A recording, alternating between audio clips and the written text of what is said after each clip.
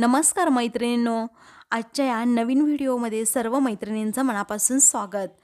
गुरुचरित्र पारायण का करायचं, त्याचं महत्त्व काय आणि त्याच्यापासून आपल्याला कोणती फलप्राप्ती मिळते, आजच्या व्हिडिओमधून आपण पाहूयात.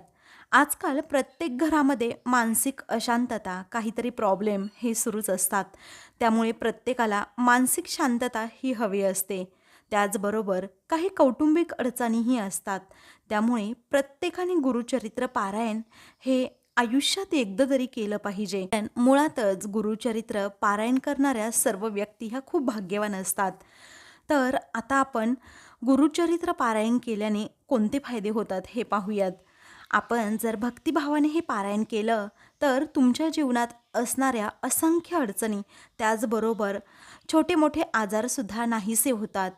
आपण स्वतः गुरुचरित्र पारायण हे आपल्या घरात केल्यानंतर तणावाचं वातावरण हे कमी होऊन नवचैतन्य निर्माण होतं. त्याचबरोबर आपल्या घरात जर प्रखर पितृदोष असेल तर तो सुद्धा कमी होतो. त्याचबरोबर जर आपल्या घरामध्ये काही वास्तुदोष असतील तर त्याचंही निवारण होतं. तर आपण नेहमी संकल्प करायचा आहे आणि मग गुरुचरित्र पारायण करायचं आहे.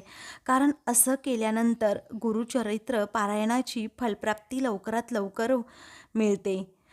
जर आपल्या घरात कुणाला विवाहास अडचणी येत असेल तर संकल्पयुक्त गुरुचरित्र पारायण करावे. त्यामुळे तुम्हाला हमखास असा अनुभव येईल. गुरुचरित्र पारायण करताना जे आहाराचे नियम आहेत ते सुद्धा पाळावेत. त्याचबरोबर आपल्या मनात कोणतीही इच्छा असेल तर मनापासून संकल्प करावा, तर ती इच्छा तुमची नक्कीच पूर्ण होते. आणि असा शेकडो लोकांचा अनुभव आहे.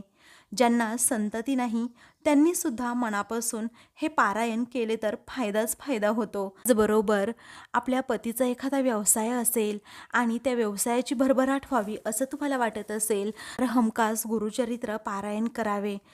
त्यानंतर जेव्हा आपण घरी गुरुचरित्र पारायण करतो तेव्हा त्याचं फळ हे 10 पट मिळतं आणि तेच पारायण जर आपण मंदिरामध्ये केलं तर त्याचं फळ हे 100% 100 पट मिळतं, म्हणजे मिळतंच. तर मैत्रिणींनो, असं गुरुचरित्र पारायणाचे महत्त्व आहे, त्याचबरोबर फायदे आहेत. त्यामुळे आपण मनोभावे गुरुचरित्र पारायण एकदा तरी करावं आणि त्याचे जे नियम आहेत आणि आहार विहाराचं जे पथ्य आहे ते पाळावं. तर मैत्रिणींनो, असेच नवनवीन व्हिडिओ पाहण्यासाठी चॅनलला नक्की सबस्क्राईब करा आणि व्हिडिओ आवडला असेल तर लाईक करा. धन्यवाद.